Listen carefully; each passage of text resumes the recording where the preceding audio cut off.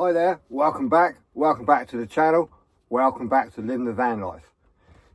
This is my Mercedes Sprinter and I have been living off-grid for about 2 years now. Not plugged in, not nothing. I'm currently hunkered down at work. It's raining, so I thought, do you know what?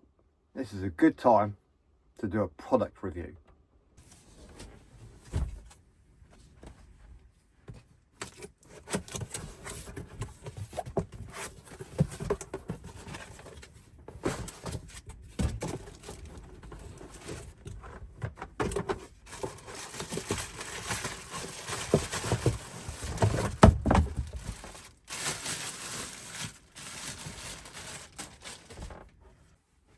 And let's be honest, there's no worse feeling of being out in the middle of nowhere and your car battery or your van battery is completely flat. You've been running an inverter, your lights, your Wi-Fi, charging your phones, and your van is flat. So my number one piece of advice is keep your van battery separate to your leisure battery or anything else. Just use your van battery to start the van. Nothing else. So using portable power stations is a great way, a cheap, effective way of powering all your devices. And that's what we're going to talk about today. So this video is actually sponsored by VTOMAN. So let me show you. This is a 600 watt, 599 watt hour power bank.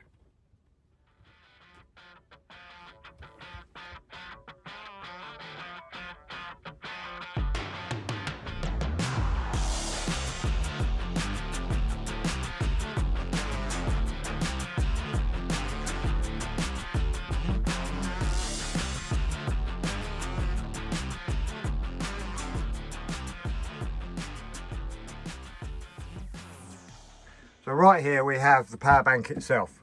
So the power bank consists of 2 electrical 240 volt sockets, some USB, normal USB sockets, 2 of those, and 2 USB-C sockets. It also has a 12 volt DC power receptacle and a little one above it. Above we have a really handy little compartment where you can put a phone and it leads in there. At the side we have some handles and it's quite light, to be fair. Quite a nice little bit of kit. So let's have a look around the back. At the back we have a torch, a light,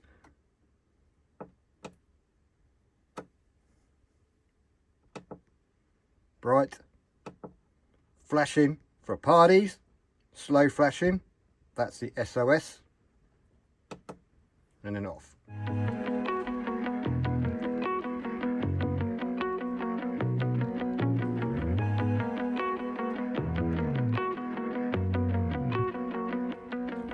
So with a capacity of 499 watt hours and 600 watts inverter power on the AC, 2 USB 100 watt sockets and USB fast charge sockets.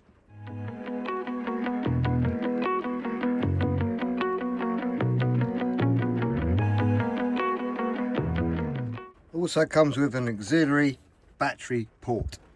This side here you have your 200 watt input solar and your 200 watt DC input and your AC input of 400 watts. So on your display here you have the remaining charge in the battery. You can turn the AC on and it'll give you 17.6 hours with no load. USB, USB-C and DC outputs. So just one press of each. Charging via the solar input will take between 2 and 4 hours to get it up to 80%. The 600 watt pure sine wave inverter has a maximum load of 1200 watts surge power. If you want to increase the battery power, you can by plugging in an extra battery, and that is called the FlashSpeed 1500, and that has a capacity of 1548 watt hours with a total capacity including the power bank of 2047 watt hours. So that's pretty impressive for a small battery like that.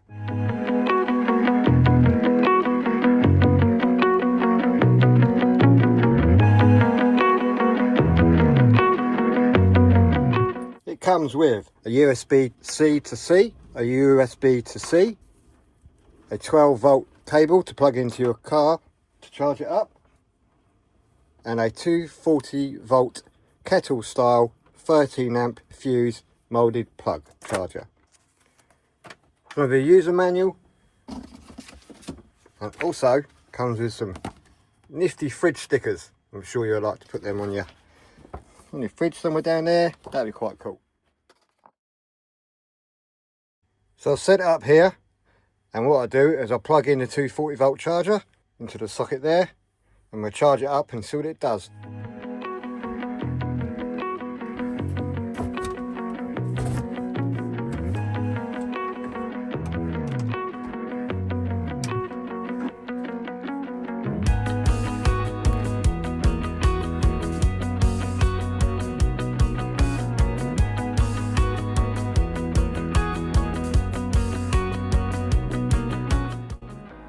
You can also charge it up via the car or your van in the little socket, and that will charge off of the 12 volt DC socket. You can see there, it's going to take 2 hours to fully charge, and it's dropping quite quickly. You can use the 12 volt socket whilst driving, and when you get to your destination, your campsite or wherever you want to park up, it'll be fully charged.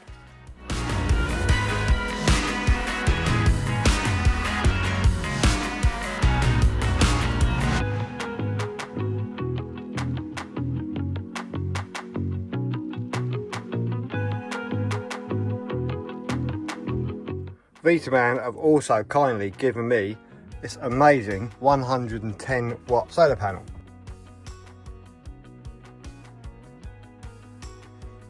It's pretty handy. It's got a little case for cables. You put your cables in there. Also has storage for your connectors, and also this part here is the cable holder. It's also magnetic.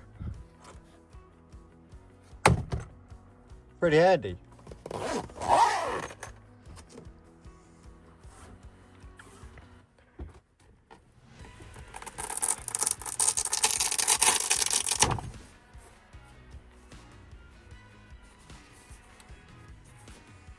When it's lying on the ground, you have these little straps, so it holds it at a 45 degree to charge the maximum from the sun. The solar panel itself looks really, really tough. Looks like it's going to give you years of use.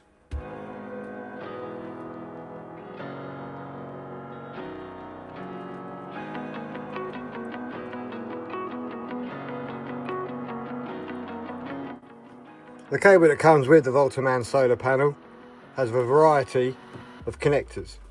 Comes with an XT60, 12 volt DC, and a small Anderson connector, which is used to go in to its socket. Positive, positive, negative, negative. And the MC4 connectors together. Then when you finish, put them back in the pouch and zip it up. In here you can put your USB lead and your 12 volt DC to DC lead. Lock it all away. Lovely ergonomic handles. And it's quite light to lift with one hand or easy to carry with two.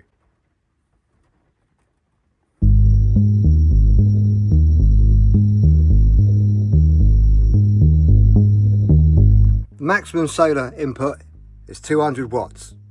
Say that panel is 110, but you can have a maximum of 200.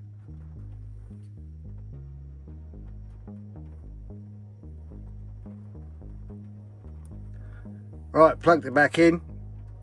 It's taking 377 watts 380 watts now, charging from a AC outlet, which is connected to my inverter, Victron inverter. So we are charging now at 385 watts from my 3000 watt Victron inverter. So we're now charging from the AC socket.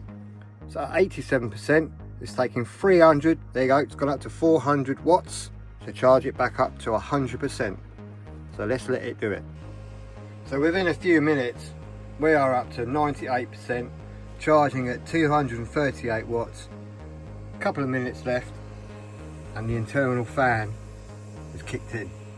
So it's got an internal fan cooling, and within a couple of minutes, we're at 98% already. How fast is that?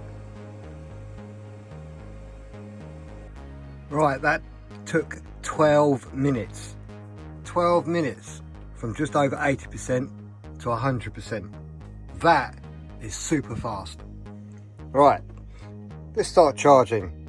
So I got my laptop, got some video on YouTube, and I've got my iWatch. So let's plug these in.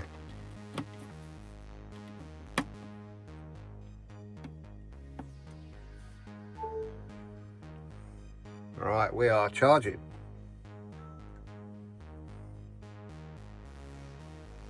Right, so you can see the laptop and the iWatch, both Apple, are taking 15 watts.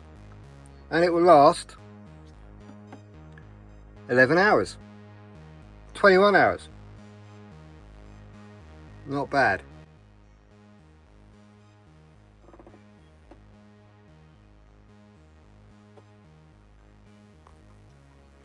The battery on the laptop and my watch are fully charged, and we are at 99%. Now, I've just plugged my toaster in it, and I know this will exceed this. This is over 600 watts, and this is a 600 watt pure sine wave inverter. So, turn it on. Right, see what happens. Well, the fans come on straight away, and we went straight up to 801 watts, and we are now at 618 watts. So I expect this thing's going to trip out. Let's see.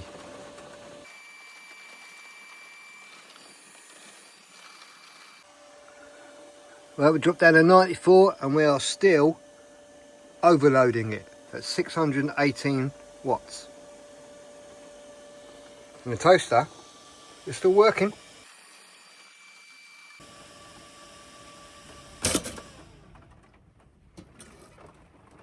There you go. Oh, perfect. So we've used 9%. So I've just made myself some pate on toast, and I'm going to eat that courtesy of the power bank. Thank you. Well, after using this and charging it up a couple of times throughout the day, because it's about 6 o'clock at night now, this is a really good little bit of kit, and I can't believe it drew more than what it was rated for. I mean, it's 18 watts, but most of these little power banks, they get close to that and they just shut down. This thing, what a trooper, carried on. I think this one's a bit of a keeper. Do I recommend it?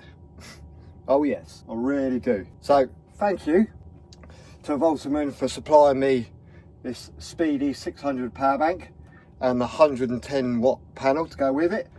This is going to live happily ever after in the back of the van, living the van life. All the links for this little bad boy will be down there. So anyway, thanks for watching. Don't forget to click and subscribe. If you do like this video, I have tried to be a little bit more detailed with it, so I hope you find it informative, because there is a massive minefield of power banks, especially like the well-known brands, and everybody uses them, but it's these little ones that are actually the winners. So happy days. Thanks for watching. Thanks for all the love and support.